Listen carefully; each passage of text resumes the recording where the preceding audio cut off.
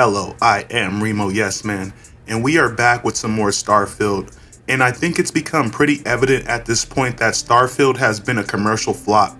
And I know there's going to be some people that will say Starfield has sold a bunch of copies, but in the gaming industry as a whole, your success is not measured in how many copies you sell, but it's more or less measured in how your game is received over a long period of time.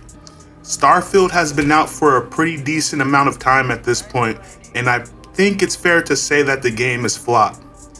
Even when you look at games like New World sold a fuck ton of copies, but ultimately the game flopped because it didn't have the post-launch support it needed to sustain that type of a game. Whereas Starfield was kind of fucked from the start because of Bethesda's outdated game design and their outdated engine. So at this point, I think it's pretty fair to say that Starfield has failed because we know what a successful game from Bethesda looks like, as when you look at player counts for games like Skyrim still regularly sits at 15,000 to 20,000 players, and this is a game that came out like 10 or so years ago. When you look at games like Fallout 4 was an extremely mediocre Fallout game, yet Fallout 4 still sits at 15,000 to 20,000 players regularly. While when you look at games like Starfield, Bethesda's marquee title, regularly sits at 7,000 to 10,000 players on a good day. So at this point, I think it's fair to say Starfield has been a commercial flop. As for Bethesda and Zenimax, well, Microsoft spent a fuck ton of money acquiring these studios, and seeing as Bethesda and the gang haven't released any other high-profile titles since they have been acquired by Microsoft, one has to wonder, did Microsoft massively overpay for Bethesda?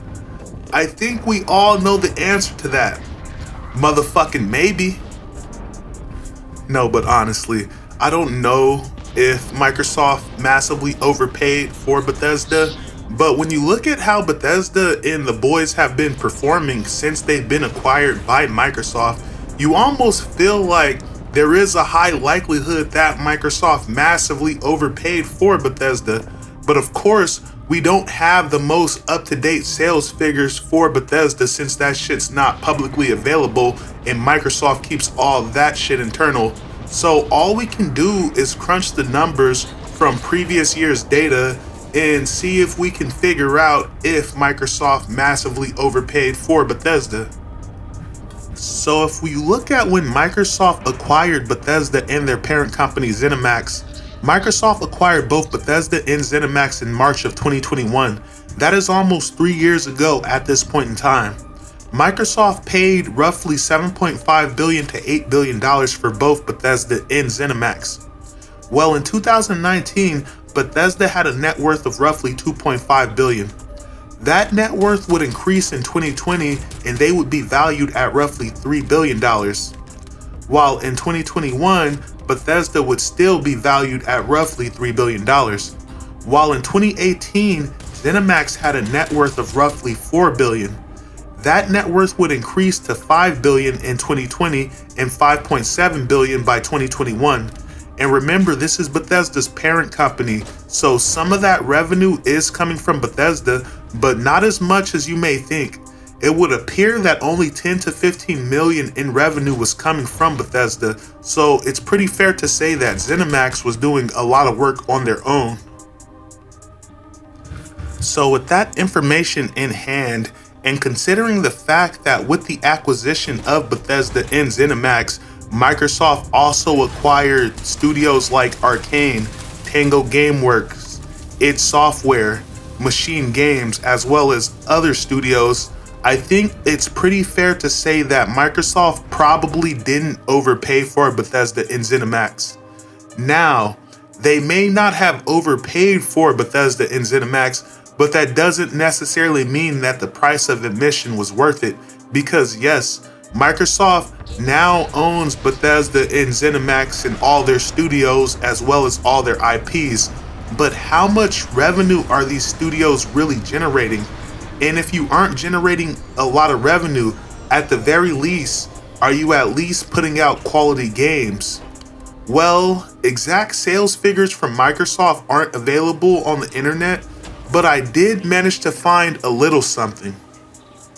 So considering the fact that Microsoft does not release exact sales figures for their games, we ultimately gotta go with what we find online. So this may not be the exact amount of copies sold or the exact amount of revenue generated, but hopefully we're gonna get pretty close and we're gonna try to give these games the benefit of the doubt, and we're gonna start with Redfall. So in 2023, Arcane would go on to release Redfall, and Redfall was absolutely awful.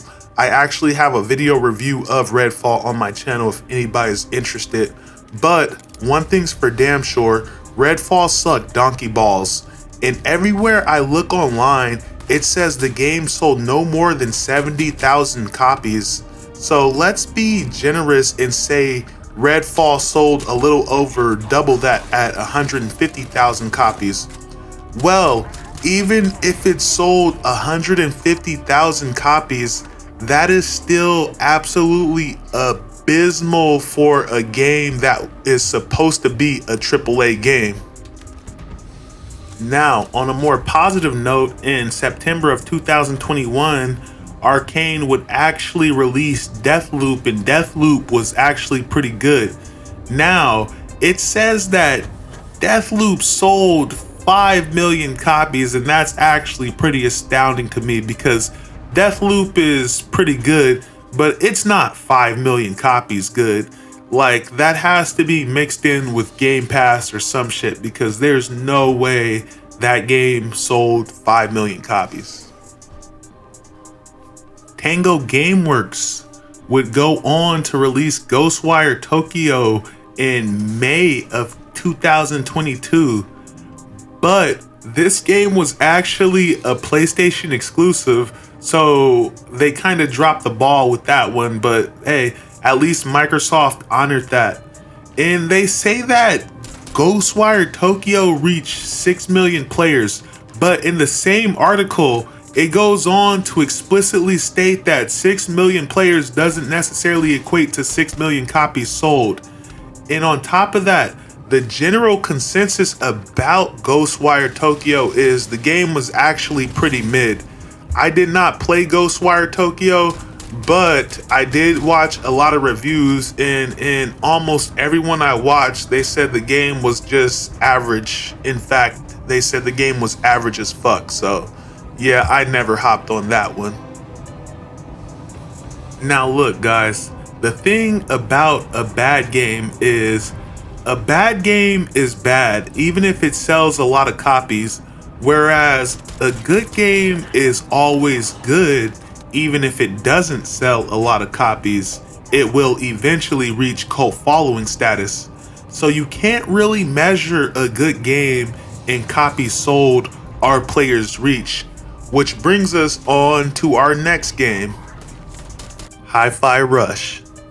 Now in January of 2023, Tango Gameworks would go on to release Hi-Fi Rush to overwhelmingly positive reviews.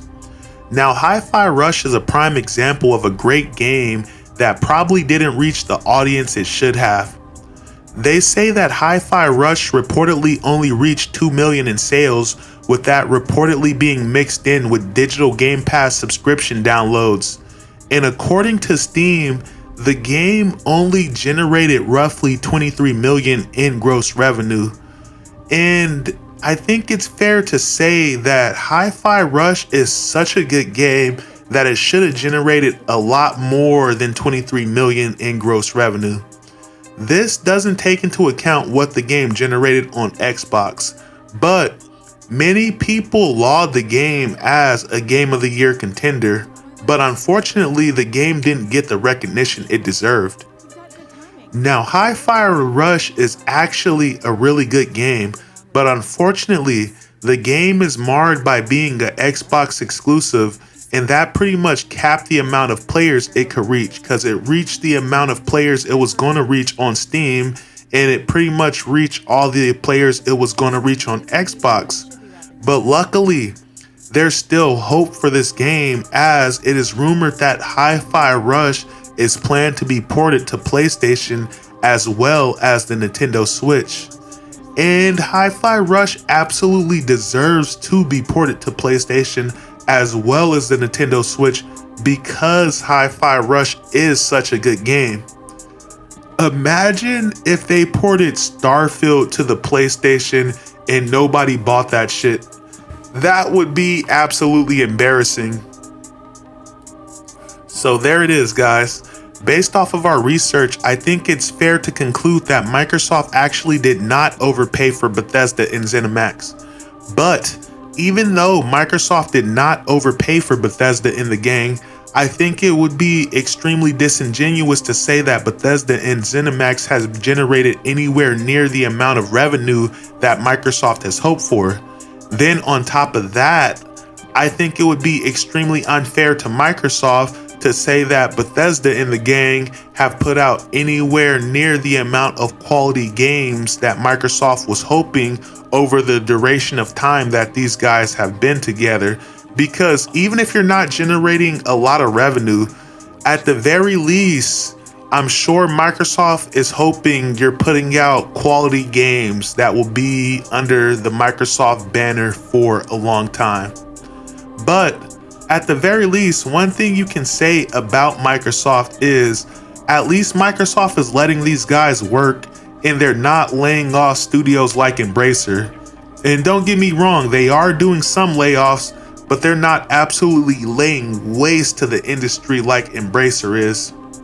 Anyway, guys, that's going to be all for me. Thank you for listening to me ramble. Likes, comments, subscribes are all appreciated.